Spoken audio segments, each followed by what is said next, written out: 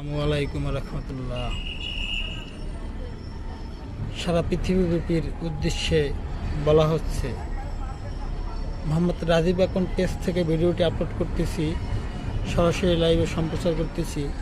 দেখুন, কালবৈশাখী ঝড়ের প্রভাব বাংলাদেশে, যে কারণে কিভাবে জাহাজ কিনারায় তোলা হচ্ছে, স্প্রিং বোট। দেখুন কিভাবে ক্রেনের মাধ্যমে, ক্রেনের সাহায্যে স্প্রিং বোটকে আমরা নদী থেকে, এই নদী থেকে আমরা স্প্রিং বোটকে কিনারায় নিয়ে যাচ্ছি।